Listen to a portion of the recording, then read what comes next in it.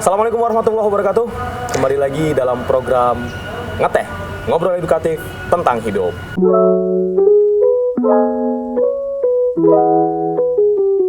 Kembali bersama dengan saya Firdaus. Hari ini kita kedatangan narasumber perempuan lagi ya. Jadi kok narasumbernya perempuan terus gitu ya kalau ada pertanyaan. Biar kalian senang aja gitu nontonnya kan gitu.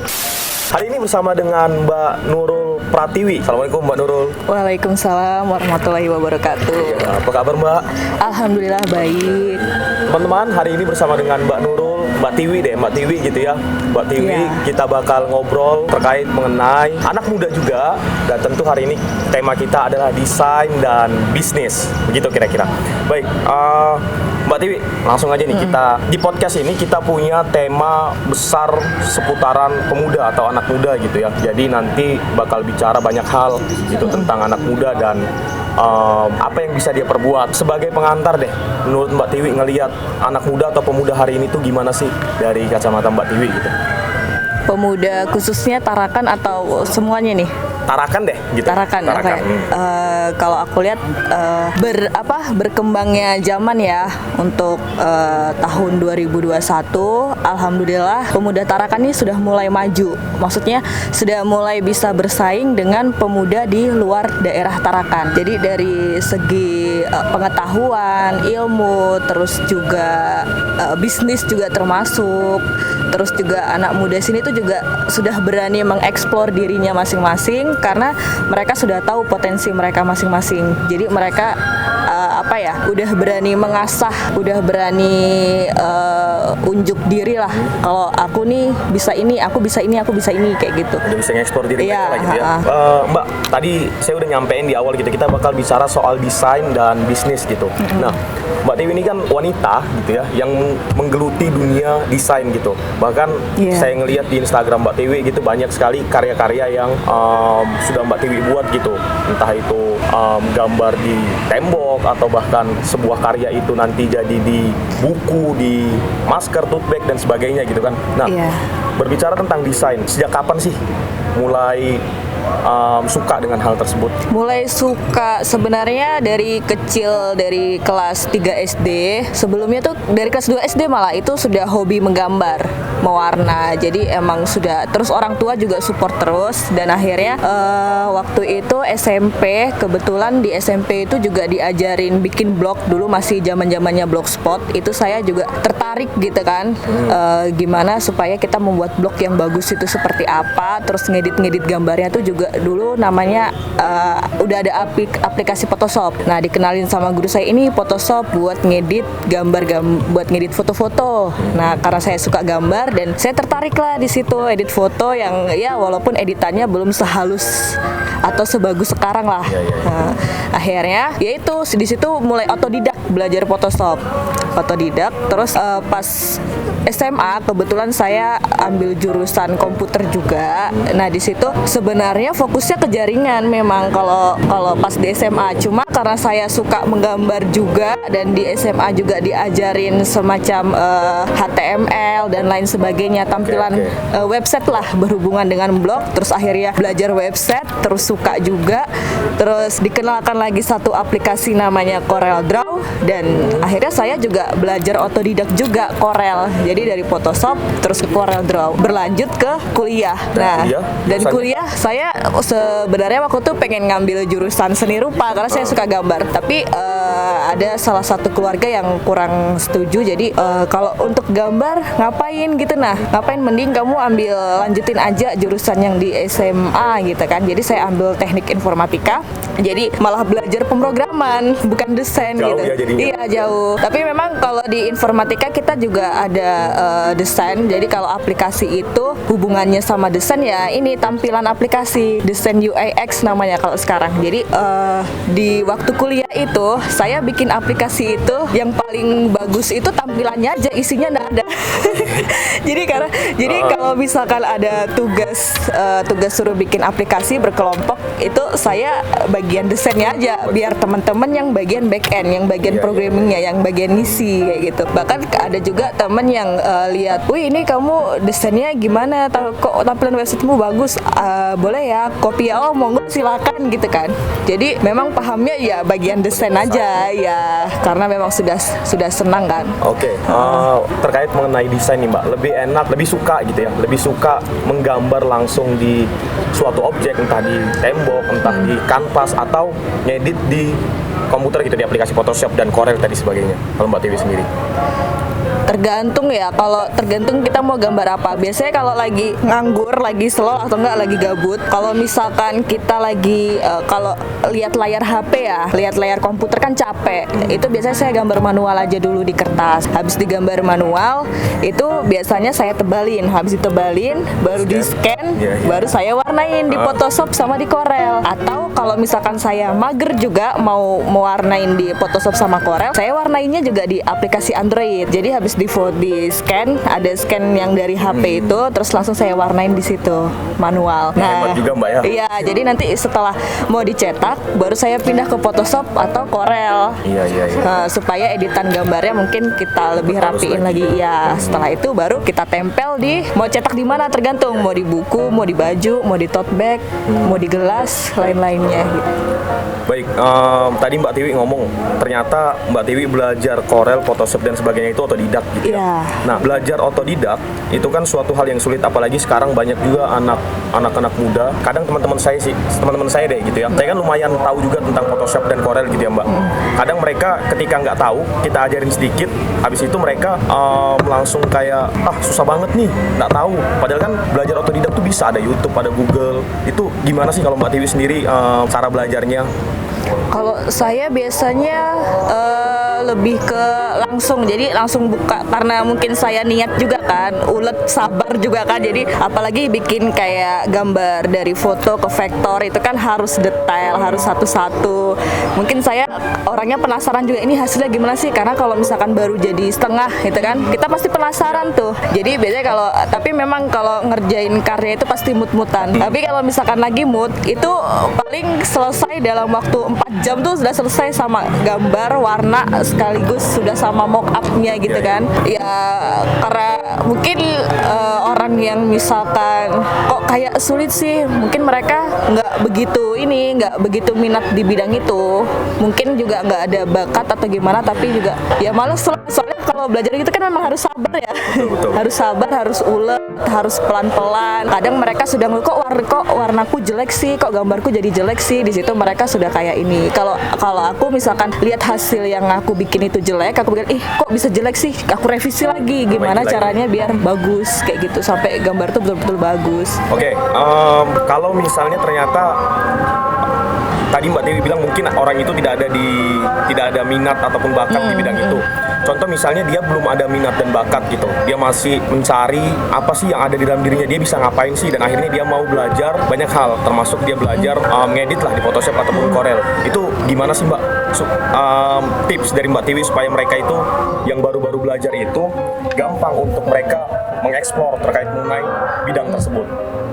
Bertanya sama orang yang lebih tahu. Kalau misalkan susah ya belajar dari YouTube atau enggak dari media online lainnya, itu bisa bertanya sama temannya yang tahu. Gimana ya, semua orang tuh kan punya ciri khas gambar masing-masing. Gambar orang tuh kalau menurutku itu nggak ada yang jelek, semuanya bagus gitu kan, karena gambar itu kan hasil gambar relatif juga. Cuma ya memang dukungan dari teman-teman sekitar, terus lingkungan itu juga mempengaruhi. Kan biasa kan ada yang nggak udah patah semangat nih gara-gara dilihat temannya, gambarmu tuh jelek gitu kan, jadi mereka sudah nggak mau lanjut lagi. Sering kan, padahal sebenarnya nggak boleh begitu. Kita harus support nih, gambarmu bagus, coba dikasih begini. Sebenarnya lingkungan juga sih sama support. Sebenarnya yang dibutuhkan para desainer itu kan masukan Mbak ya. Iya, masukan. Bukan minta di judge oh gambarmu nggak bagus atau apa gitu. Iya. Ya udah kalau misalnya nggak bagus simpan aja gitu. Iya. Tapi kasih saran yang bagusnya kayak Iya, gitu. Harusnya kan begitu. Iya. Oke Mbak, dan akhirnya berangkat dari desain jadilah sebuah bisnis yang digeluti oleh Mbak Tiwi gitu. Itu gimana sih awal ceritanya Mbak? Jadi itu sebenarnya itu usaha kecil-kecilan ya, sampingan udah lama banget dari 2016. Jadi pas saya masih kuliah, masih tugas akhir. Biasanya kalau pas tugasnya memang udah nggak ada jam kuliah yang diambil, cuma bimbingan-bimbingan. Jadi saya itu kayak ngerasa bosen, ngapain sih? Karena saya memang orangnya bosenan gitu kan. Ngapain sih kok nggak ada kegiatan lain selain bimbingan, selain ngerjain tugas akhir. Apalagi yang saya kerjain adalah pemrograman, yang coding-coding gitu kan. Akhirnya kebetulan, jadi waktu itu saya ambil part time di salah satu usaha rumahan juga. Jadi dia bikin produksi kayak hampers ulang tahun di desa. Nah saya belajar di situ juga. Akhirnya waktu itu selama 3 bulan dari situ, akhirnya saya kepikiran kok saya nggak buat sendiri ya yang seperti itu gitu kan. Mana tahu lumayan gitu kan. Jadi waktu pas awal saya buka itu zaman-zamannya casing HP custom. Itu di Jogja. Saya kemarin kan kuliah di Jogja. Nah jadi saya bikin desain karakter. Kebetulan ada teman saya juga yang sepemikiran. Jadi dia suka gambar juga. Dia yang bantuin saya kalau saya lagi nggak bisa gambar. Jadi akhirnya dari casing HP terus ke notebook, terus akhirnya ke mug, terus ke stiker juga, terus banyak lah. Banyak nih saya lihat ada yang masker. Iya, gitu kan. jadi kemarin tuh karena lagi pandemi juga, bisa ini bikin masker, apalagi desainnya bisa custom sesuai nama gitu kan. Ada di buku kan Mbak. Iya. Nih buat teman-teman yang mau ngelihat karya-karya Mbak Tiwi ini di buka Instagramnya gitu ya. Iya. Terus buka Instagram di Turtle Gift Mbak ya. Iya, Turtle Gift. Nah, itu banyak tuh karya-karyanya di situ tuh. Itu Mbak apa yang Mbak Tiwi buat itu hasil gambar sendiri kah? Iya, jadi gini, daripada hasil karya kita nggak jadi apa-apa, cuma jadi tumpukan, coba deh kita cetak di mana gitu kan. Mana tahu orang-orang pada minat. Nah, jadi ya buat temen-temen nih yang suka gambar gitu kan, barangkali mau daripada gambarnya tersimpan itu kan, coba kamu cetak gambar tuh jadi buku, jadi stiker lah yang paling ininya kan. Terus kamu kasih lihat temenmu gitu kan, atau kamu pasang di buku, atau nggak pasang di pensil, label gitu kan, pasang di kotak makan. Siapa tahu nanti temanmu juga minat gitu kan. Kan lumayan kan, jadi penghasilan. Jadi sebuah peluang usaha daripada gambarnya nggak diapa-apain. Jadi berangkat dari pemikiran itu Mbak ya. Jadi daripada gambarnya itu sia-sia gitu, cuma jadi tumpukan, dilihatnya juga bakal jarang, mendingan dijual ke orang dalam bentuk di buku lah tadi dicetaknya dalam bentuk apa gitu teman-teman. Jadi kalau punya karya itu ya mungkin bisa untuk teman-teman lakuin seperti yang dilakukan Mbak Tiwi gitu. Bisa teman-teman cetak seperti itu, lalu kalau misalnya ternyata dilihat teman-teman kita ada kemungkinan untuk dijual, kenapa enggak gitu. Jadi sebuah peluang bisnis lagi. Oke, lanjut Mbak, terkait mengenai usaha yang Mbak Tiwi gelutin gitu, apakah banyak peminatnya di Kota Tarakan ini? Untuk awal-awalnya belum ya, karena belum pada tahu Turtle Gift nih. Dari tahun berapa sih Mbak? 2016. Oh 2016. Iya. Tahun ya? Iya, udah lama. Jadi waktu tahun 2018 saya ke Tarakan, itu kan saya bingung karena di Tarakan kan memang terbatas ya untuk masalah produksi, apalagi saya produksinya juga satuan, bukannya langsung banyak, kan custom kan, cuma satu-satu. Nah, terus kualitasnya juga susah di sini yang kita benar-benar. Jadi saya cetaknya tetap di Jogja. Kebetulan ada temen yang produksi juga, teman saya yang memang bantu saya dari awal, dia yang produksi. Jadi saya sistemnya begini, kirim desain, terus saya kirim lewat via email ke percetakannya langsung, konfirmasi via WA, kalau sudah jadi teman saya ngambil terus langsung kirim ke sini. Nah, untuk biasanya itu paling teman-teman dekat dulu yang pada pesan. Jadi sekarang produksinya di Tarakan juga Mbak? Di Tarakan ada sebagian di Tarakan, ada sebagian di Jogja. Oh, ada sebagian di Jogja. Yang produksi sendiri Mbak? Yang atau kerja sama? Enggak, sama percetakan. Oh, masih kerja sama. Nah, jadi gini, buat teman-teman kan kita cuma model desain aja gitu kan. Kita cetaknya kita lempar ke percetakan gitu kan. Jadi apalagi kalau memang kalau masih awal itu kita belum nemuin percetakan yang pas. Jadi kita harus nyoba-nyoba dulu pas awal-awal, nyoba di sana sih nyoba. Cuma nggak masalah, disitulah kita bisa kenalan sama percetakan. Jadi kita tahu karena percetakan itu kan punya anunya masing-masing ya. Yang di sini ahli bikin mug gelas gitu, yang di sini ahli cetak baju, yang di sini ahli cetak buku, yang di sini karena nggak semua percetakan itu ahli semua gitu. Itu Mbak ya? Iya. Pasti salah satu gitu. Iya, salah satu. Sini ahli cetak poster, ahli cetak ini, ahli cetak ini, beda-beda. Baik, menarik sekali ya perbincangan kita terkait mengenai hari ini desain dan kemudian diimplementasikan ke dalam dunia bisnis gitu.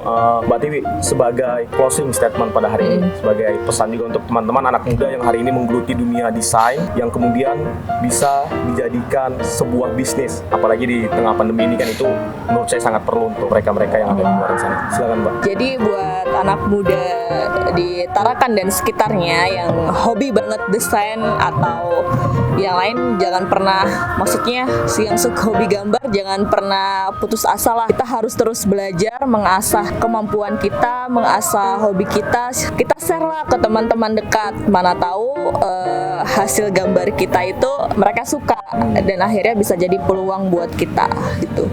Ya jangan pernah menyerah untuk mencoba lah intinya. Baik, luar biasa sekali ya itu teman-teman pesan dari Mbak Tiwi itu.